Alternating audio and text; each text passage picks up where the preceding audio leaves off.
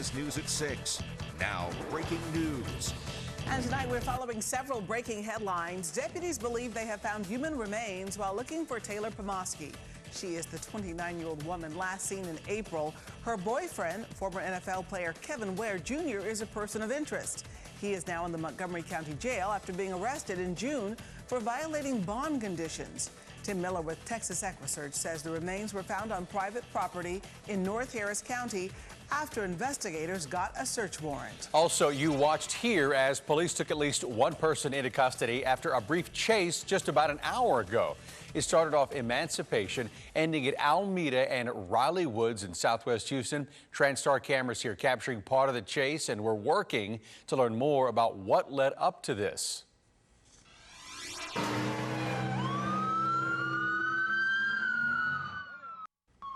Those are the moments before shots rang out, injuring a man in northeast Houston. Right now, there are new developments concerning that officer-involved shooting. Yeah, again, this happening in East Houston this afternoon. There are still a lot of questions here over what happened before those shots rang out.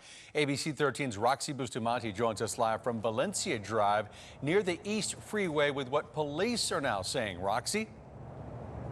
Police tell us that this all started after the armed suspect threatened to kill a family member. Officers tried to intervene, and that's when a shootout happened right here in the middle of the neighborhood. Now, I want to give you a look at the scene. This is what it's been looking like for more than 4 hours now. Police say that they actually got a call around 1:15 from that family member in regards to the disturbance involving a weapon. When police actually were starting to arrive, that's when the suspect got in his vehicle and took off. Police then spotted the suspect and tried to pull him over, but the suspect was actually heading back to the family member's home, and that's when the chase started right here in the middle of the family neighborhood. Now, a witness shared this video as the chase was coming to an end. Take a listen.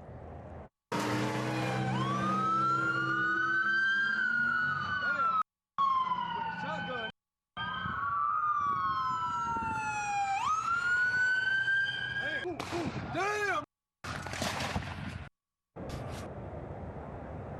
Now you hear multiple gunshots. Houston police tell us that the suspect, when he finally returned to his family member's house, that's when he got out of the vehicle and started shooting at officers. Officers then fired back, and the suspect was hit. He was taken to the hospital and is expected to survive. Now, the officers involved were not hurt. Police sent us pictures of the 2 weapons that were found at the scene and also the damage to the patrol vehicles. It is extremely fortunate that the scene ended up the way it ended up. The officer was on scene, responded to his scene, and the officer, before leaving the scene, actually spotted the suspect, was able to intervene the suspect from getting to the house and stop the threat right there. Now, police did confirm that officers have been called to this family home multiple times for family disturbance, and they believe the suspect could also have mental health issues. Now, the 3 officers that were involved, again, they were not hurt, but they will be on administrative leave or administrative duties as this investigation into this officer-involved shooting continues. Now, also, per protocol, when something like this happens, they have homicide and also crime scene investigators here on the scene. They're also speaking with the family that was involved in this incident, and also a separate investigation by Internal Affairs will be conducted. All of this happening again right here. It started in the middle of the afternoon. It is still a very active scene. Of course, we'll keep you updated with the latest. Reporting in East Houston, Roxy Bustamante, ABC13 Eyewitness News. Roxy, thank you for the update right there. Okay, another big headline that's going to impact everyone, the weather this weekend. That's right. We've been near record-breaking heat all week, and we've officially hit the warmest December day in recorded history. But get ready for that cold front to now blow in. Here's Chief Meteorologist Travis Herzog. All right, Eric, let's talk about where we've been and where we're going. First, today was the warmest December day in Houston's recorded history. The high of 85 ties the all-time record high for any December day, and our low of 76, which we think will hold until midnight, would also set a new record for the warmest low temperature on any December day. And when you average the two together, you get the warmest average temperature on any December day at 81 degrees. The current record holder, or the previous record holder, is 78 degrees, set back on Christmas Day in a very warm 2015, if you recall that December. Galveston, you'd have missed your record high by a degree, but your low temperature is also a new record for the warmest on this date. But all that is about to change. We are still on the warm, sticky side of this front with temperatures around 80, but we are just hours away from this cold front reaching us and bringing winter in for the weekend. It's also bringing gusty winds up into the Panhandle, West Texas, gusts of 53 miles per hour in Amarillo. The front brings about 40-mile-per-hour wind gusts here, which is about what we observed today with the wind from the south. But tomorrow it's from the north. That front reaches us around sunrise, dropping temperatures quickly from the 70s to the 60s and eventually into the 50s during the afternoon. It also comes with a growing chance of rain as we go through the night. That rain chance will ramp up after midnight. Between 3 o'clock, 6 o'clock in the morning will be the highest chance of rain in Houston, peaking around 70%. I'll use FutureTrack to time out that rain specifically for your neighborhood, and I'll let you know why. This cold air does not stick around for long, but there's another front coming in the forecast. Lots going on. Travis, thank you.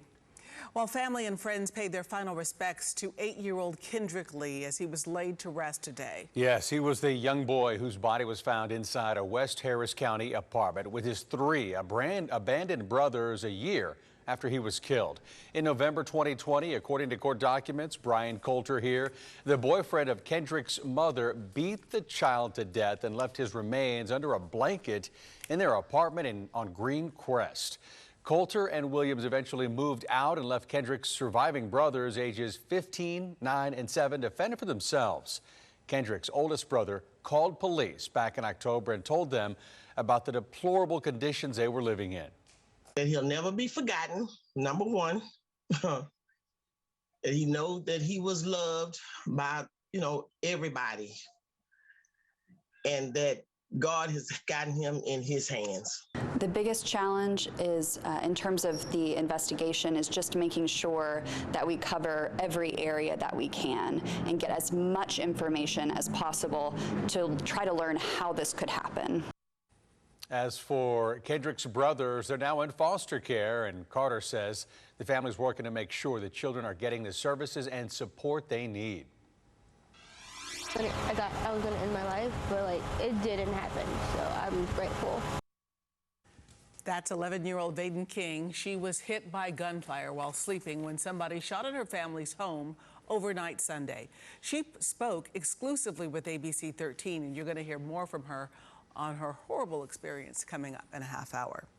Well, tonight we are learning about the man and woman who died after that small plane crash in West Harris County. 23-year-old Solomon Babalola and 20-year-old Abeson Oluwafuna Milayo were both on board that small Cessna plane. Troopers believe both died on impact after it disappeared from radar Wednesday night. Weather interfered with search and rescue efforts, so they couldn't go into the wooded area until Thursday afternoon. There was never a mayday call, and officials are still trying to figure out what brought that plane down. SB 8, or the heartbeat bill, continues to stand tonight. The Supreme Court ruling the lawsuit against the Texas abortion law can continue through the courts. ABC 13's Courtney Carpenter is live in the newsroom to break down this decision and then what comes next. Courtney. Well, what happened today was basically another update. We're still in a waiting game to see what the final ruling on this law is going to be. But bottom line, for women here in Texas, the law still stands, which means if you're trying to get abortion past 6 weeks of pregnancy, you'll have to leave the state. For more than 100 days now, it's been illegal to perform most abortions past 6 weeks of pregnancy here in Texas. With the Supreme Court's decision today, that doesn't change. Each side won a little bit, each side lost a little bit. For pro-life forces, the biggest victory from today is that the Texas Heartbeat Act is going to remain in effect, that it's still saving lives today. And on the side against this law, though encouraged the fight continues, the CEO of Whole Women's Health, a chain of abortion clinics in Texas, said in part, quote, "This ban will have lasting effects on Texan communities for decades to come.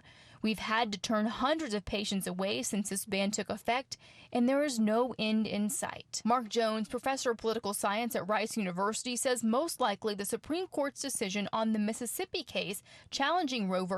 Wade will happen before the Texas decision and could make it irrelevant anyway. Here he explains how the Mississippi decision may play out. The Supreme Court in June could uphold Roe v. Wade. It could set a new standard, which is the Mississippi law at 15 weeks. Or they could say states can decide on their own, ranging from a ban to abortion allowed through 24 weeks.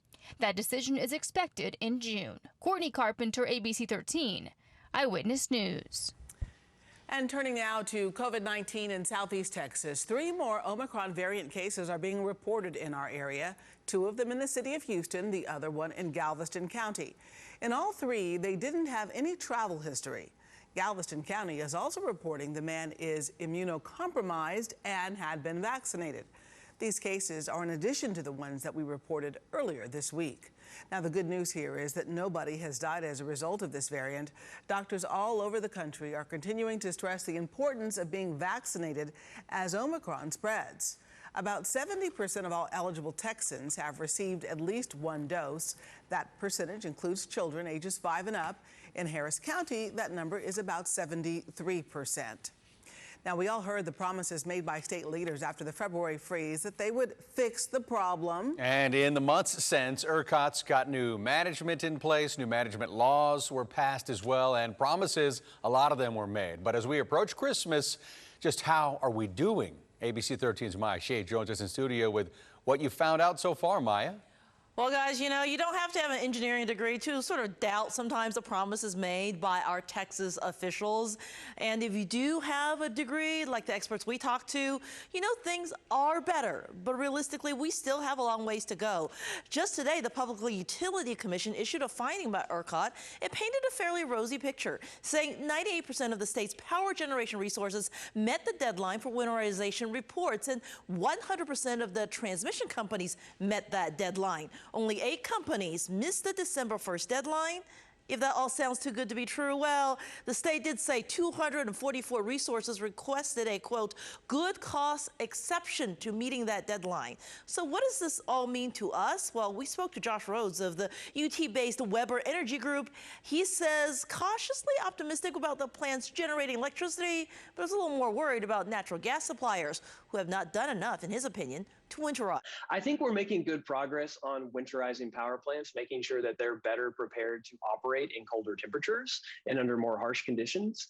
I am still a little bit concerned about the natural gas side of things. About half of the power plants in ERCOT consume natural gas, and we've not made near as much progress on making sure that that gas can get from the wellhead to the power plant. Rose says the most likely scenario is that we won't have any issues this winter, not because of weatherization, but because it's just been so warm.